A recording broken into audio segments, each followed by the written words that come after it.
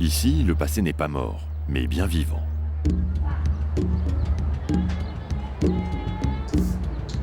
Au début du XVIe siècle, la population mexicaine autochtone comptait 10 millions d'âmes et formait une civilisation organisée forte de 3 millénaires d'existence. Les Espagnols le comprirent rapidement et construisirent leur empire colonial sur les bases de la culture indienne.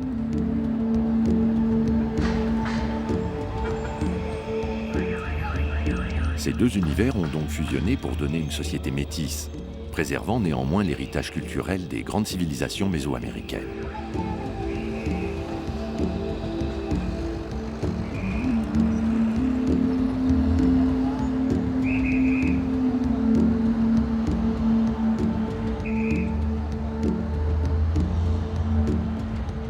Ici, le passé n'est pas mort, mais bien vivant. Olmèques, Toltèques, Zapotèques, Mixtèques, Mayas, Aztèques. Ces groupes ont laissé des empreintes indélébiles dans le cœur du Mexique.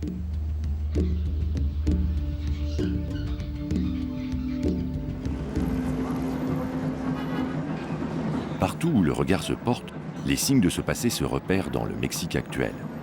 Urbanisme, modèle social, philosophie, agriculture, adaptation au milieu naturel.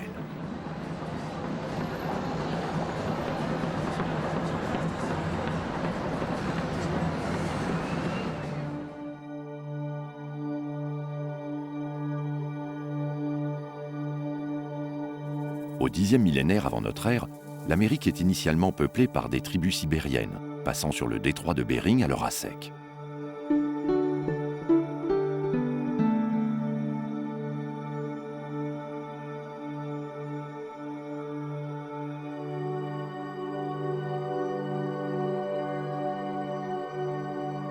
Ici, le passé n'est pas mort, mais bien vivant. Isolées après la fonte des glaces et jusqu'à la conquête espagnole, les populations locales développent dès le 5e millénaire la poterie, l'agriculture, l'outillage en pierre et le tissage.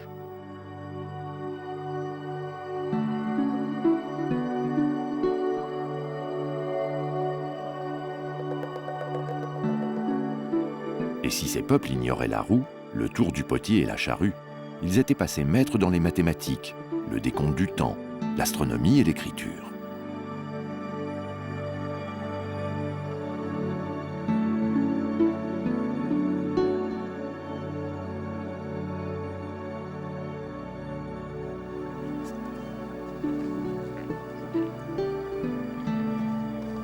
Les premiers villages fondés par ces tribus laisseront rapidement place en divers endroits à de véritables métropoles.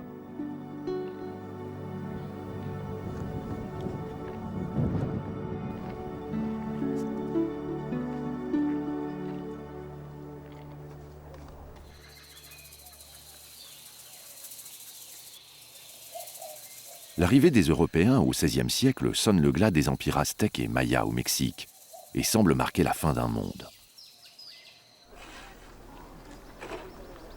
Toutefois, de nombreux aspects des anciennes civilisations survivent encore aujourd'hui parmi les populations indigènes. Ici, le passé n'est pas mort, mais bien vivant.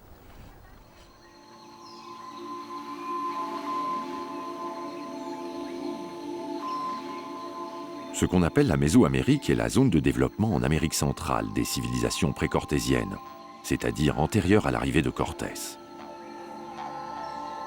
Cette ère regroupe le Mexique, le Guatemala, le Belize, le Salvador, l'ouest du Honduras. En ce qui concerne le Mexique, les civilisations marquantes s'y sont développées majoritairement dans les États du Yucatan, Quintana Roo, Campeche, sans oublier l'État de Mexico, abritant les somptueux vestiges de la civilisation de Teotihuacan et les restes de la capitale aztèque Tenochtitlan, à l'emplacement de l'actuel Mexico.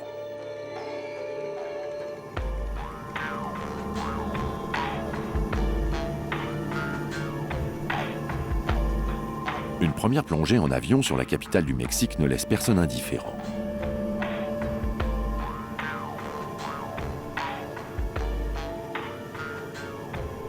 En effet, outre le vertige de l'atterrissage, on est frappé par la propension au gigantisme de Mexico. qui, depuis sa fondation en 1325, semble marquer un point d'honneur à cultiver la démesure.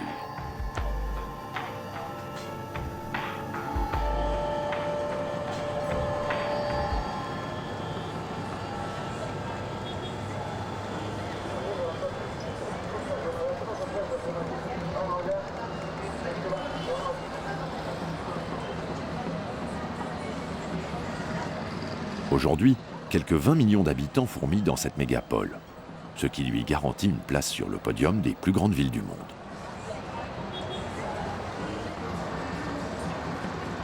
Il serait facile de voir dans la découpe des gratte-ciel et des grandes artères un mimétisme du puissant voisin états-unien. C'est sans compter sur la complexité d'un pays qui a synthétisé les nombreux héritages des civilisations qui ont foulé son sol.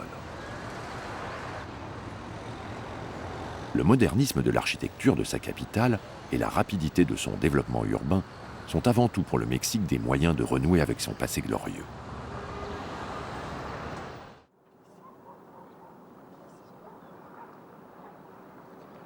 Comme par exemple avec la civilisation de Teotihuacan, dont les vestiges à une quarantaine de kilomètres de Mexico fascinent par leur majestueuse ampleur et leurs lignes régulières. L'organisation de cette cité datant du 1er siècle de notre ère montre que les ancêtres préhispaniques des Mexicains avaient déjà une vision démesurée de l'urbanisme.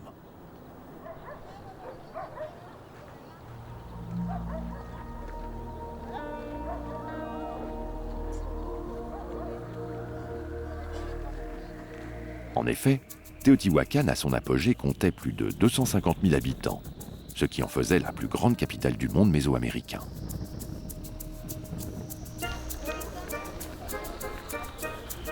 Le développement éclair de Teotihuacan en 50 avant Jésus-Christ tient surtout à un événement social majeur. L'influence la plus directe provient des peuples qui vivaient déjà ici. Toutefois, en raison de l'éruption du Chicle, un volcan situé au sud-est du bassin de Mexico, beaucoup de peuples ont émigré vers le nord et se sont installés ici.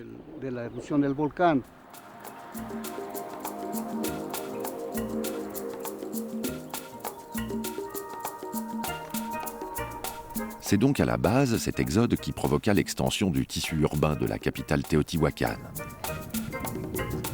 On sait aujourd'hui que le plan urbain avait une superficie de plus de 20 km².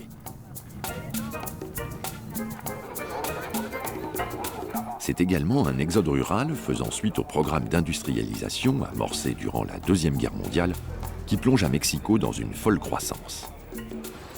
Ce qu'on appelle aujourd'hui le Grand Mexico regroupe un quart de la population nationale.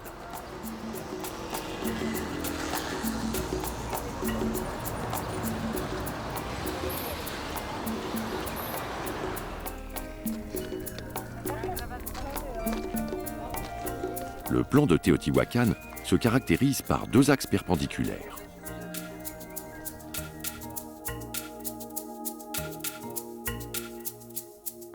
L'axe nord-sud est constitué par l'allée des Morts, vaste avenue qui longe les pyramides. Le carrefour qu'il forme avec l'axe est-ouest, longeant la rivière San Juan, indique le centre de la ville.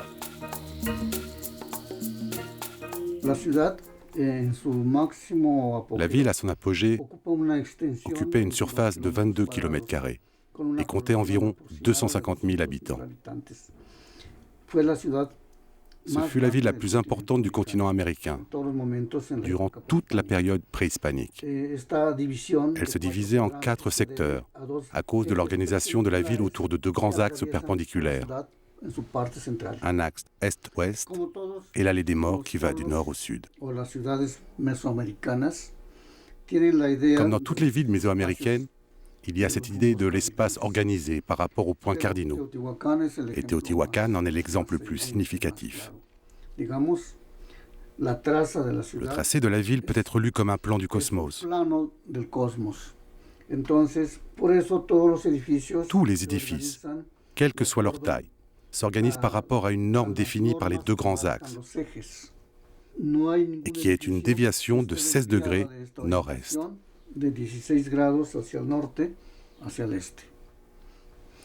Tous les bâtiments sont orientés ainsi, et ce schéma se retrouve à toutes les échelles de la ville.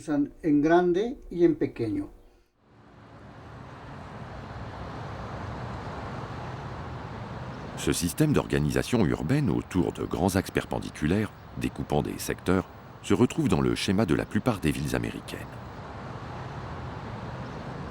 Mexico ne coupe pas à la règle, grâce à l'avenue Insurgentes, longue de 50 km, qui fait se relier entre eux les différents quartiers.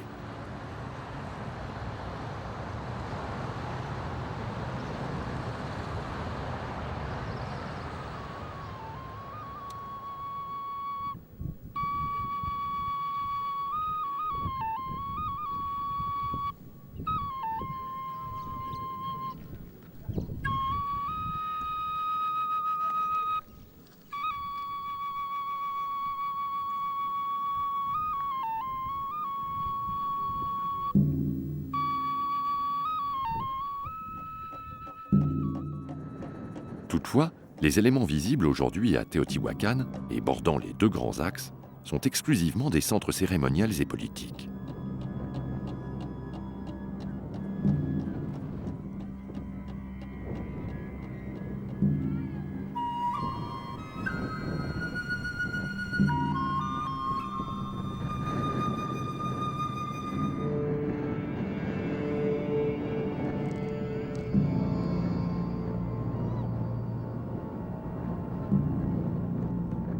Là, à l'emplacement de la citadelle, la Ciudadela, se dresse le temple du serpent à plumes Quetzalcoatl, dont les façades étaient décorées de têtes de serpent et d'autres motifs liés à la fertilité, aux récoltes, à l'abondance, aux rivières et aux nuages, bref, à tout ce qui a trait aux systèmes hydrauliques et agricoles.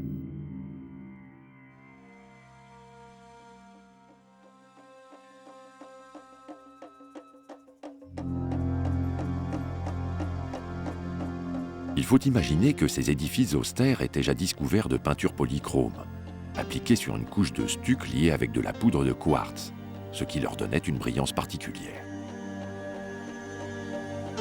Quelques restes de cette décoration, où dominent le rouge et le vert, sont encore visibles et montrent des motifs de scènes mythologiques.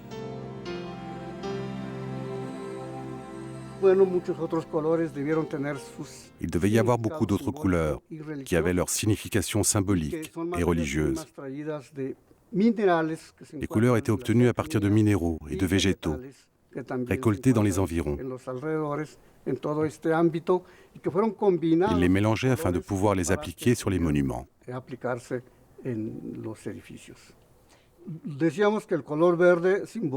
On dit que la couleur verte symbolise la fertilité, les champs, mais aussi le jade, les choses précieuses. Quant au rouge, il représente le sang, la vie elle-même, le cœur palpitant. Les couleurs étaient les principaux outils de conviction des peuples.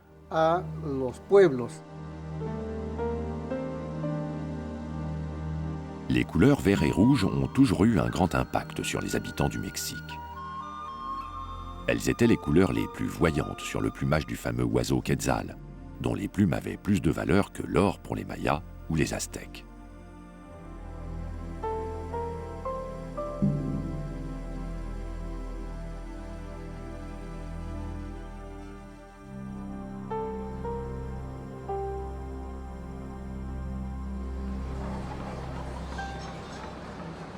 Même si c'est un aigle qui figure au centre du drapeau mexicain, le choix de ces deux couleurs ne doit pas en être étranger.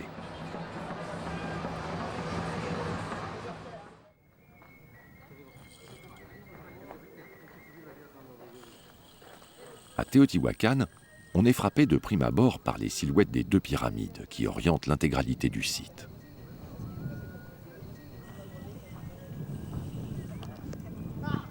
La pyramide de la Lune, la plus petite, et la pyramide du Soleil, qui domine l'ensemble de ses 70 mètres de hauteur.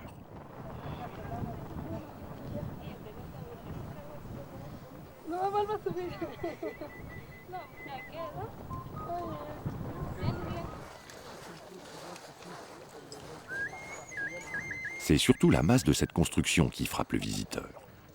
Cette impression est accentuée par l'emploi du talud tablero.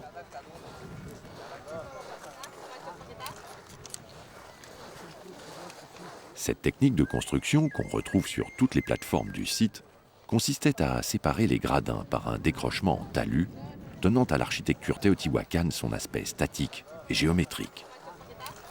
Ce système avait sûrement une valeur symbolique dont le sens a été perdu. Cependant, il fait encore partie aujourd'hui de l'identité mexicaine.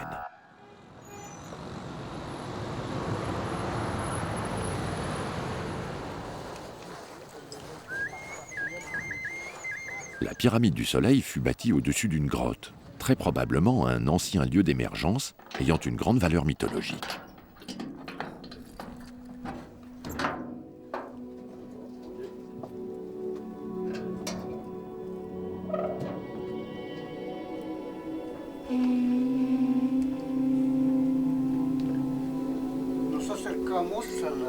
Nous sommes proches du centre de la grotte, qui se situe au-dessous de la pyramide du Soleil. Ici se trouvent 4 niches, qui sont apparemment liées aux points cardinaux. C'est le centre de la grotte sacrée, sur laquelle fut construite la pyramide.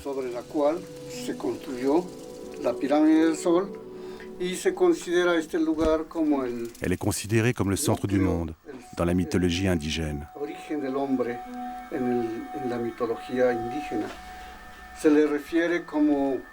Ils la vénèrent comme ils vénèrent le vent originel, duquel est sorti le premier homme. À la fin de l'humanité, tout redescend en sous-sol, qui est le sas pour accéder à l'au-delà.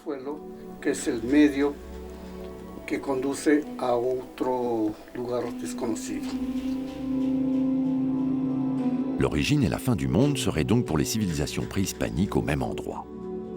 Selon eux, l'existence et le temps effectueraient un mouvement de boucle à l'image des mouvements astraux. La pensée mésoaméricaine se baserait donc non pas sur la ligne, mais sur un cycle, s'articulant autour d'un centre. Les dieux là ont créé donc l'espace, les 4 côtés et les 4 angles de l'espace, et surtout le centre du monde. Le centre du monde qui se retrouve dans tous les villages sous la forme d'un arbre, la ceiba, et qui, à l'échelle cosmique, est représenté par la Voie lactée, qui se prolonge dans le ciel jusqu'à un point déterminé au nord, qui est l'étoile polaire. L'acte de création d'un espace est immédiatement suivi de la création du temps. Le temps complète l'espace et le temps est déterminé par les étoiles qui vont tourner autour de cet axe, c'est-à-dire autour de l'étoile polaire. Ces cycles pouvaient se répéter à l'infini. Mais ce qui était important, c'était le cycle, ce n'était pas l'infini. Si dans la pensée européenne, l'apogée du Soleil est au zénith, pour les civilisations précortésiennes, il est à son lever, à l'est. Le reste de la course solaire va dessiner une boucle qui se terminera dans l'inframonde, le monde des morts, à l'ouest.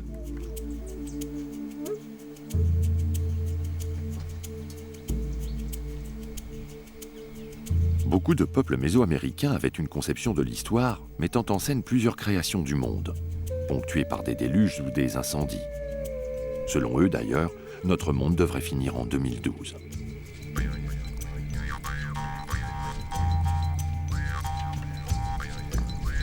Les cycles répétitifs de la création et de la destruction que décrit la mythologie servaient à rappeler aux humains l'importance de leurs obligations envers les dieux.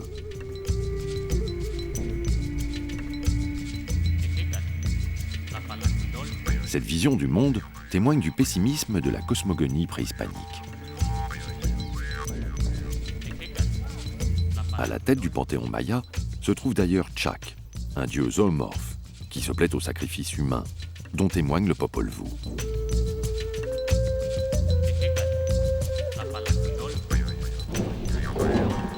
D'après le calendrier sacré des Mayas, chaque période de 52 ans ramenait la menace de la destruction de l'univers.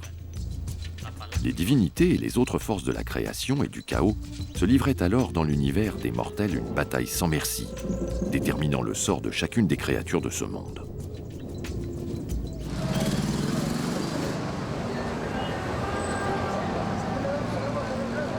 Les civilisations préhispaniques ont transmis au peuple mexicain un certain fatalisme lié à une philosophie fondée sur l'observation des astres et sur des forces qui le dépassent et qu'il doit apaiser.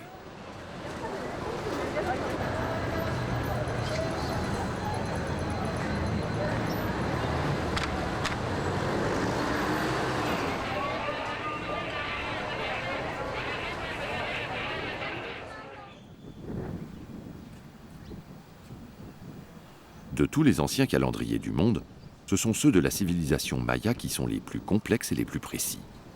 Les calculs de la concordance entre les cycles mayas de 260 et de 365 jours donnent dans les tropiques des résultats presque identiques à ceux de l'année solaire actuelle, la marge d'erreur n'étant que de 19 minutes. Bon, il existait deux calendriers mayas. Un calendrier qu'on pourrait appeler civil, qui était le calendrier de 365 jours, et un calendrier commun, populaire, agricole, etc., de 260 jours. Donc ces deux calendriers fonctionnaient ensemble, et pour qu'un numéro de jour, et non un numéro de jour, correspondent, se répètent, retombent face au numéro et au jour de l'autre calendrier, il fallait attendre une période qui correspondait à 73 Tzolkin, c'est-à-dire calendrier de 260 jours, ou à 52 calendriers de 365 jours. Cette période de 52 ans formait un espèce de siècle. Le dernier jour de l'année, on éteignait tous les feux, on brisait les poteries, on allait dans les champs et on attendait que le soleil se lève. C'est-à-dire que le monde pouvait terminer après une période de 52 ans.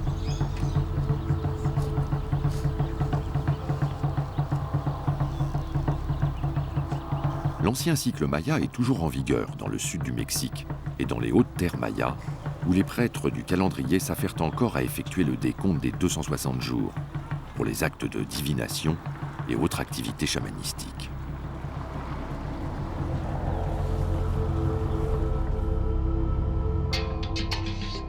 Les prêtres astronomes mayas cherchaient des signes dans les cieux. Pour tracer les mouvements complexes du Soleil, des étoiles et des planètes, ils avaient construit des observatoires et des gnomons mesurant les ombres portées.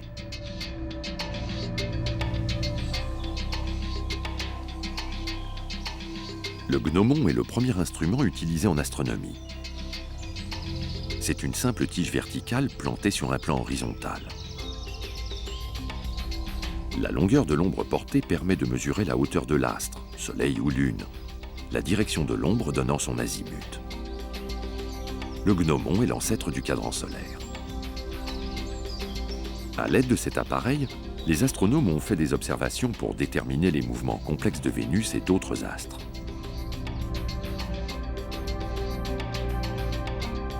À partir de ces observations, ils faisaient de savants calculs et les notaient dans leurs chroniques ou codex, sur lesquels ils dressaient des calendriers pour consigner le mouvement des astres et le passage du temps.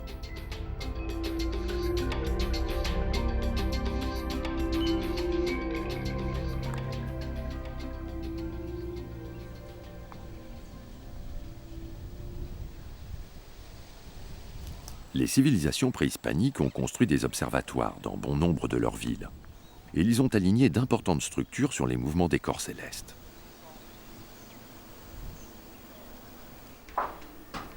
Le type d'architecture que l'on trouve, comme le caracol, à Chichén Itzá, la principale ville maya de la péninsule du Yucatan, est aussi fonction de l'apparition des corps célestes, comme les Pléiades et Vénus.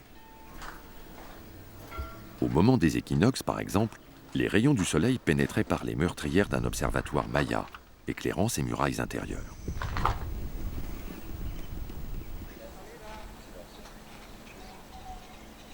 L'exemple le plus connu de ce type se trouve également à Chichén Itzá.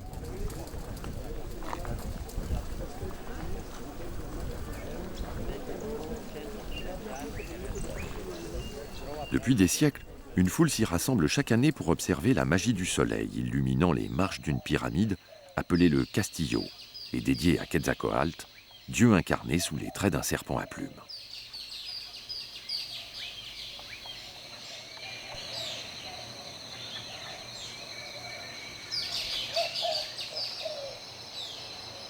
Lors des équinoxes hivernales et automnales, un jeu de lumière donne vie au serpent et semble le faire onduler du haut de la montagne sacrée en direction de la terre.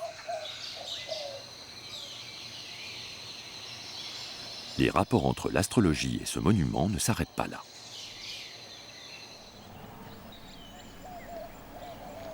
À Chichen Itza, par exemple, on a un bâtiment qui est absolument numérique. C'est-à-dire que vous allez retrouver 91 marches sur chacun des 4 côtés de la pyramide. Donc vous avez 364 marches au total des 4 côtés. Et la marche finale qui permet d'entrer dans le temple fait le dernier jour de l'année, les 365 jours. Et il y a d'autres considérations. Par exemple, il y a 13 panneaux de chaque côté de l'escalier, de chaque face de l'escalier. L'ensemble correspond à 52 ans du calendrier, etc. Il y a beaucoup de considérations de ce genre dans le bâtiment même, le castillo à Chichen Itza.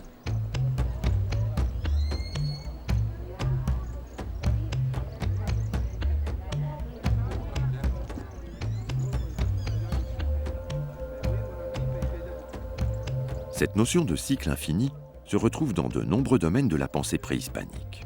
L'échelle sociale répond également à ce système circulaire et non pas au système pyramidal. Les personnages puissants sont au centre et non pas au sommet.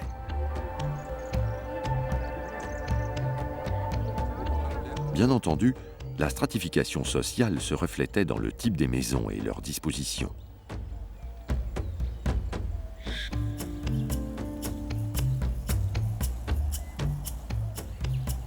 Celles que l'on appelle des palais se trouvaient dans l'aire centrale, alors que les paysans résidaient à la périphérie dans des habitats dispersés construits en matériaux périssables.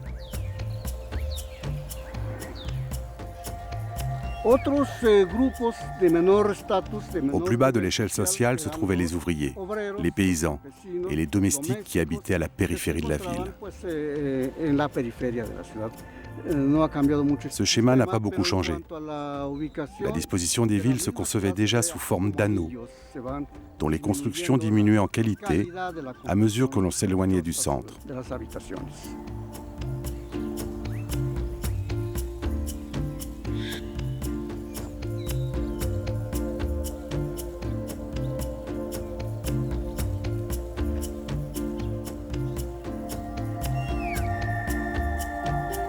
Les études sur la structure de l'habitat montrent que la plupart des maisons des civilisations mésoaméricaines, comme celle des Mayas, sont entourées de jardins et de zones inoccupées. L'archéologie a montré que les quartiers étaient spécialisés selon leurs fonctions. Quartier des lapidaires, qui travaillaient les pierres précieuses. Quartier des potiers.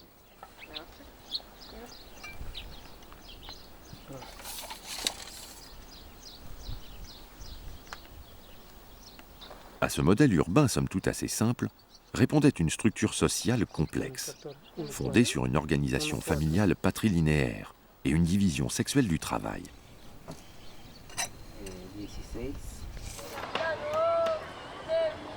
L'essentiel de l'activité économique se déroulait dans le cadre familial. La famille demeure une valeur fondamentale de la société mexicaine. Plus large que la simple famille nucléaire, le père, la mère et leurs enfants, elle constitue un espace où la solidarité entre ses membres joue à plein. Le père, figure de l'autorité, y règne en maître. Mais son épouse détient en fait le rôle essentiel et demeure la garante des valeurs familiales. Au Mexique, la famille comporte un nombre important d'enfants. Elle englobe aussi les grands-parents, les oncles et les tantes, les cousins, mais également les compadres, c'est-à-dire les parrains des enfants choisis parmi les amis les plus proches.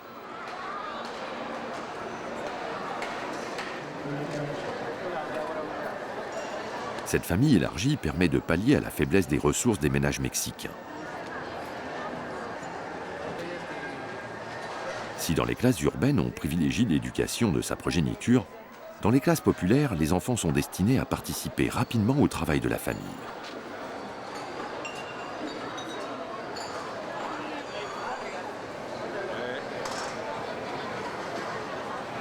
Au sein de la cellule familiale, le père apparaît comme tout-puissant.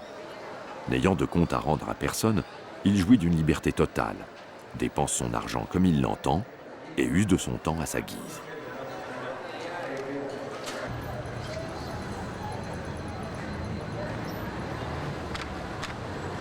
Méprisés par leurs époux et souvent délaissés, les mères tiennent seules les foyers mexicains.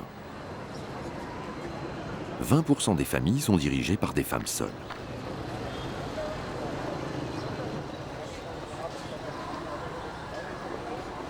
Les Mexicaines trouveront ainsi leur équilibre à travers l'amour qu'elles portent à leurs enfants.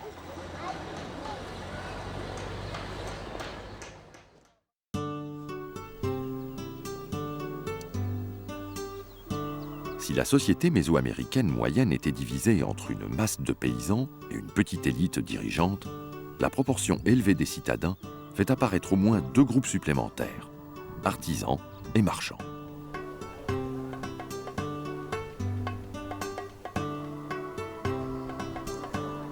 Les grandes cités préhispaniques étaient au cœur d'un réseau commercial avec le reste de la Mésoamérique.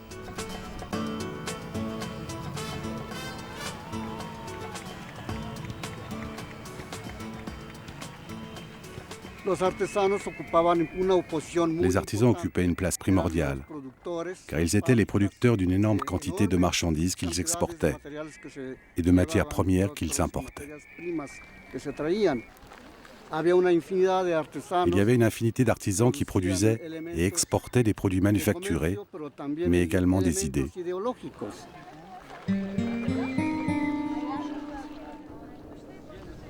En l'absence de roues ou d'animaux de trait, seul le portage ou la navigation rendait possible les échanges, en faible quantité ou sur de courtes distances.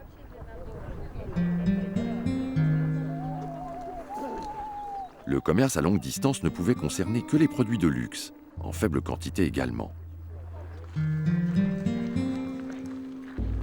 La situation économique était donc stable mais fragile, sensible à tout impondérable.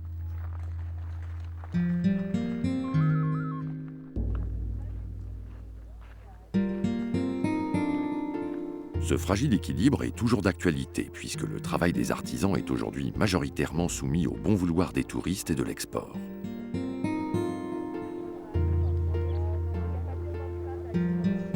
C'est le cas des tailleurs d'obsidienne qui fonctionnent encore en petits ateliers à proximité des sites archéologiques.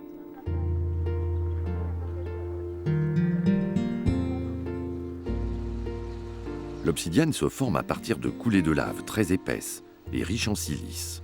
Le refroidissement de la coulée ayant été très rapide, le liquide magmatique s'est transformé en verre. C'est l'un des deux seuls véritables verres naturels et il est considéré comme pierre semi-précieuse. De cette précieuse obsidienne, on a également réalisé des bijoux et des objets cultuels. Les fragiles figures d'une extrême finesse en forme de lame, mais également d'animaux et d'êtres humains, sont des objets spectaculaires et excentriques, fabriqués uniquement en guise d'offrande.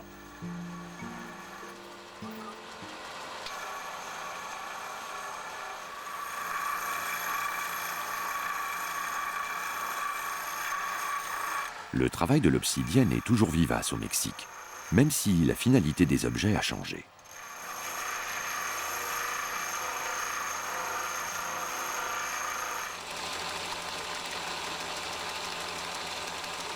Aujourd'hui, les artisans fabriquent des objets dont les motifs sont empruntés à un répertoire ancestral, qui nécessite une parfaite connaissance de la symbolique de ces civilisations.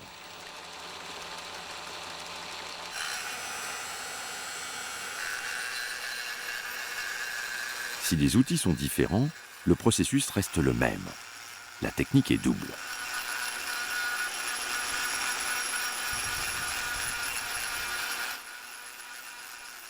Les Basses-Terres possèdent des ateliers spécialisés où l'on transforme les blocs bruts d'obsidienne en nucléus presque sphériques.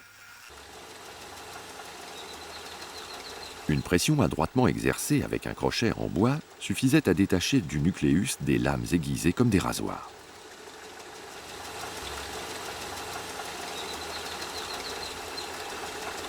La structure très fine de cette pierre et sa dureté autorisent la réalisation de lames très coupantes. Mais parce qu'elle est cassable, l'obsidienne se travaille surtout par abrasion.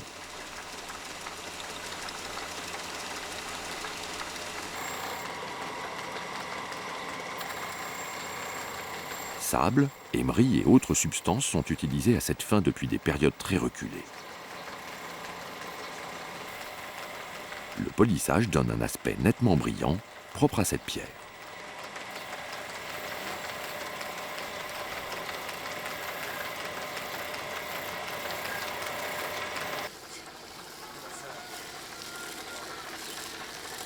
Quant au jade, très prisé des anciens Mayas, il continue de constituer la pierre précieuse par excellence en Mésoamérique.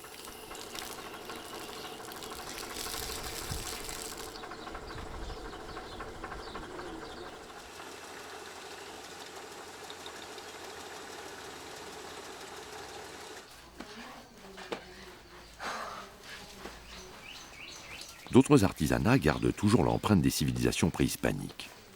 C'est le cas de la poterie, dont l'histoire sur le continent américain remonte avant celle de l'agriculture.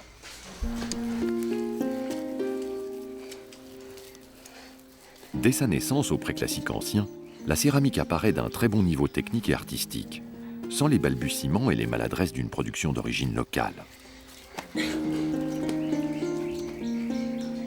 Elle a probablement été importée d'Amérique du Sud, où elle est plus ancienne d'un millénaire.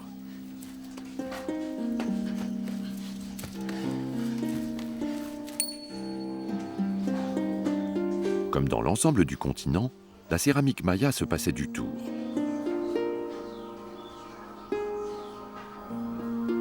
Les récipients étaient façonnés au colombin, sur un fond moulé ou creusé dans une motte d'argile.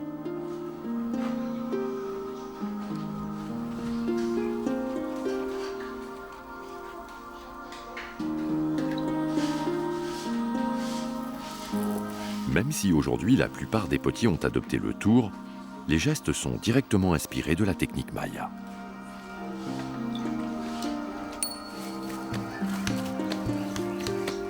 Le colombin est tout simplement un boudin d'argile fraîche. Il s'obtient en roulant un morceau d'argile sur une surface absorbante comme du bois.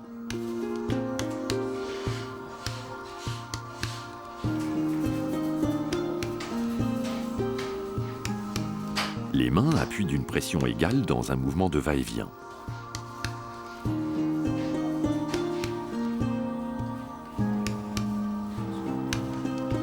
Les colombins empilés, soudés puis lissés, forment les parois.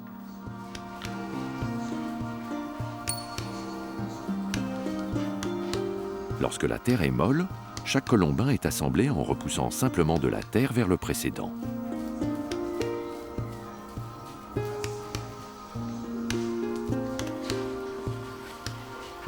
C'est en variant la longueur des colombins qu'un pot s'évase ou rétrécit.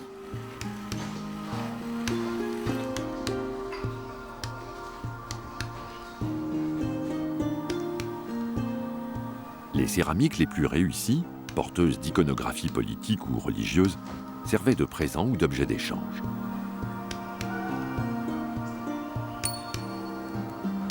Plusieurs dizaines de styles sont aujourd'hui distingués. Certains sont le fait de plusieurs ateliers, d'autres ont une importance et une distribution plus réduite.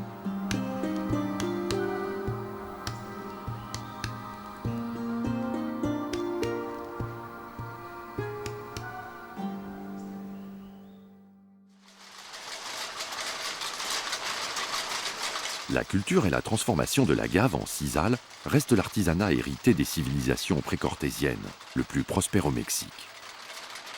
Le Mexique est le deuxième producteur mondial de ce textile, qui sert dans la fabrication des cordes et des fameux sombreros.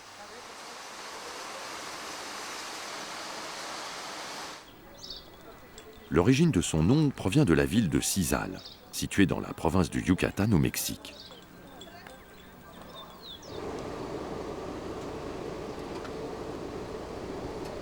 C'est à partir du port de cette ville qu'étaient expédiées les fibres dans le monde entier.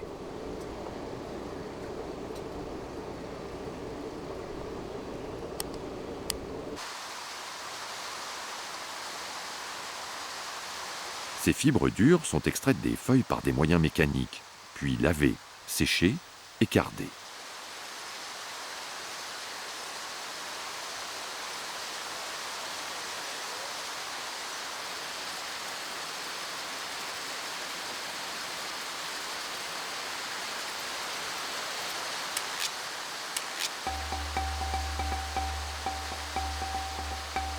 Elles sont utilisées pour la corderie, la ficelle, la chapellerie, les tapis l'ameublement et bien sûr pour la création de produits décoratifs.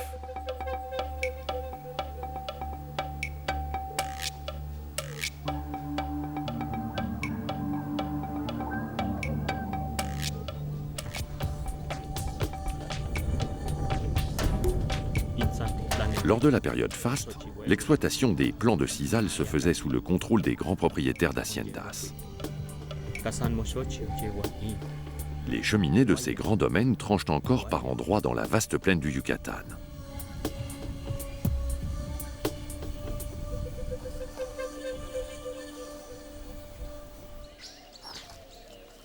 C'est en effet dans cette région, à la pointe nord-est du Mexique, que les permanences se ressentent le plus fortement.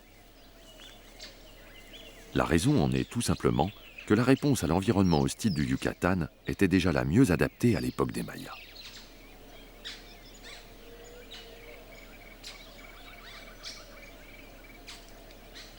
Le Yucatan est un vaste plateau calcaire, poreux, très plat, avec au nord-est un alignement de collines douces.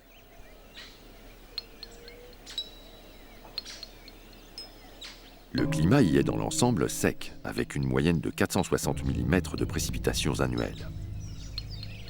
L'eau, en l'absence de réseau de surface, se concentre dans les cavités karstiques naturelles, les cénotes.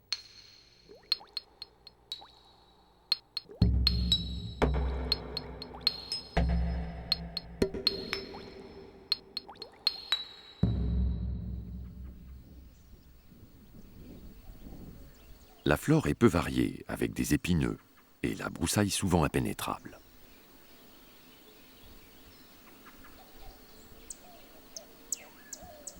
Sur ces terres arides, la civilisation maya a malgré tout, durant 2 millénaires, marqué les esprits par sa force de résistance et sa capacité d'adaptation à un milieu refusant l'implantation humaine.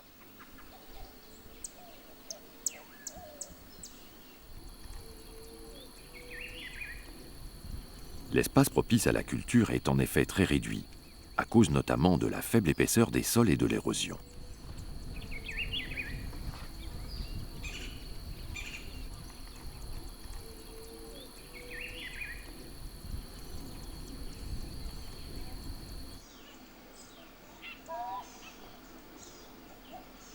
Le génie préhispanique a su pourtant en tirer un profit maximal, grâce à des techniques agricoles originales.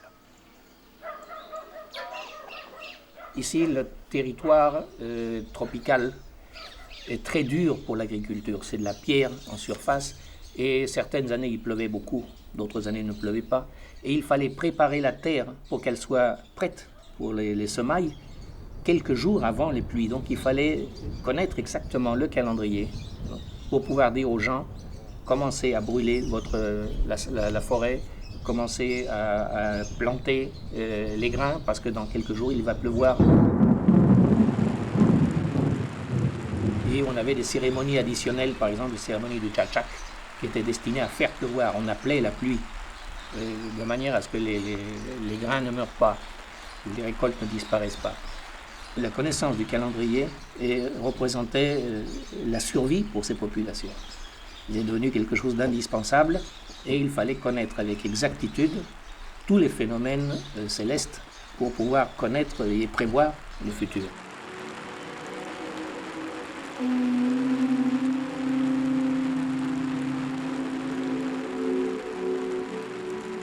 La pauvreté du sol dans la région épuisait vite les champs, qui ne pouvaient être cultivés que 2 ou 3 ans d'affilée, puis devaient être laissés en jachère pendant plus de 10 ans.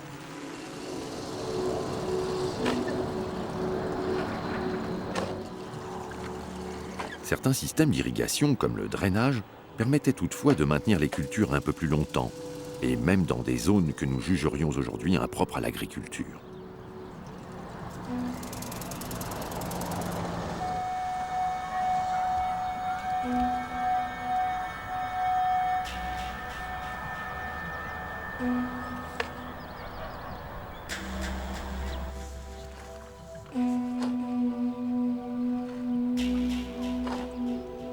Chaque cité avait donc besoin pour sa subsistance de vastes territoires. Sinon, elle ne pouvait nourrir qu'une population réduite.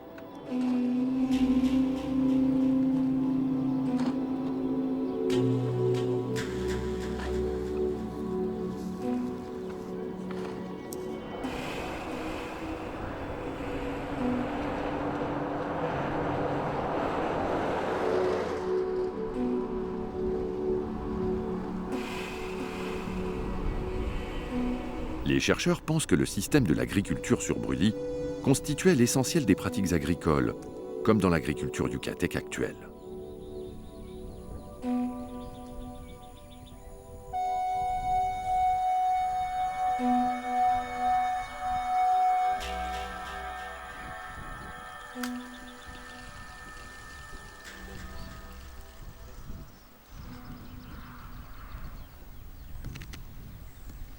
Ce système consiste en un défrichement du champ, la milpa, pendant la saison sèche. On brûle les végétaux secs vers avril-mai, la cendre enrichissant le sol.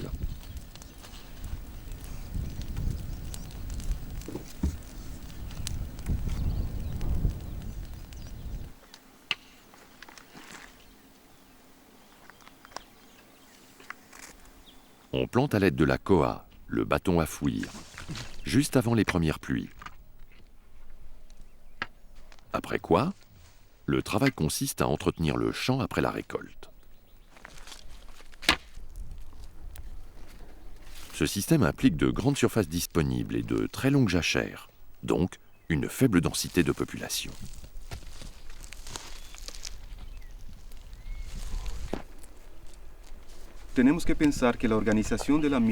Il faut s'imaginer qu'autrefois, les milpas étaient très différentes d'aujourd'hui. Dans le passé, les Mayas avaient de grandes communautés et une structure centrale ou un gouvernement qui leur permettait d'organiser les milpas à un niveau plus complexe, plus élaboré que les Mayas d'aujourd'hui, qui vivent en petites communautés et cultivent uniquement pour les besoins de la famille. Et c'est un point très important, car il pourrait nous aider à résoudre les conflits liés au nombre de personnes et aux ressources présentes dans la péninsule du Yucatan.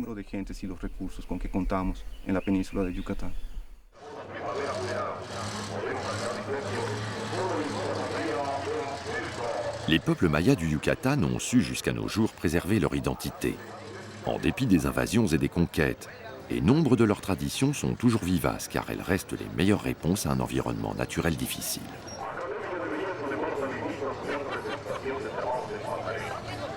Les échanges à moyenne et longue distance supposent l'existence de marchés, de marchands, ainsi que des problèmes de transport qui, en l'absence d'animaux de bas, ne se faisaient qu'à dos d'hommes.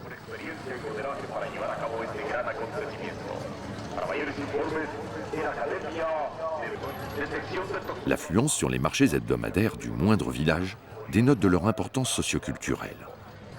Les Indiens font jusqu'à 80 km par jour pour rejoindre la place du village.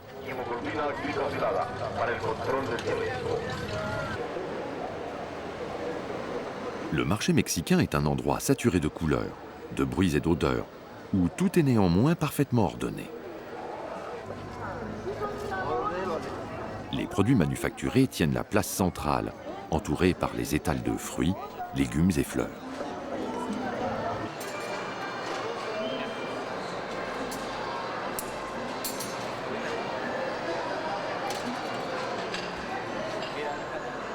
Le marché aux bestiaux est un peu à l'écart, et c'est là que se restaurent les maraîchers dans les cantinas le bordant.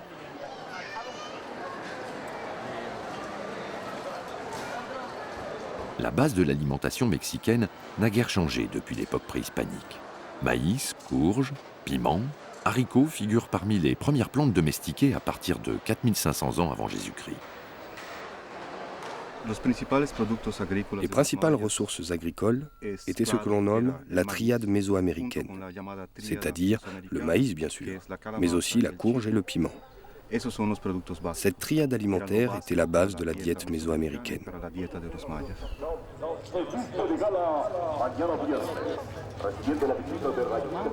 L'agriculture du bassin de Mexico et celle des régions tropicales sous domination aztèque ont donné au Vieux Monde les ingrédients d'une révolution alimentaire.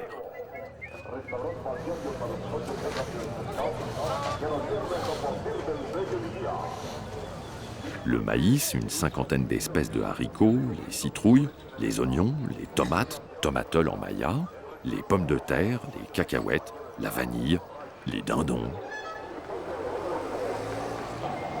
À cette liste non exhaustive, il faut adjoindre une boisson faite avec la graine de l'amaxocoalt, connue sous le nom de cacao ou chocolat. Les civilisations mésoaméricaines sont depuis tout temps liées au maïs. C'est la base de leur alimentation. De nombreuses préparations datant de l'époque pré-cortésienne l'ont pour ingrédient principal. La tortilla est le plus populaire. Cette galette sert de pain, d'assiette et même de couvert.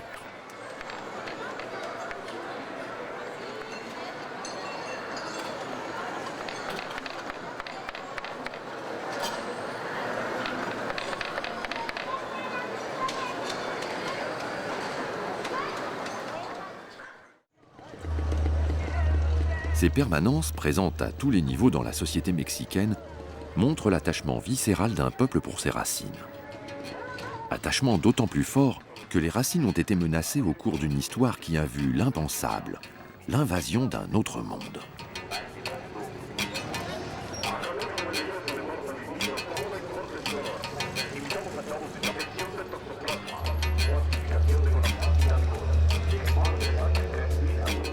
Aujourd'hui, si les membres de la société mexicaine avancent au rythme de la modernité, son cœur reste maya.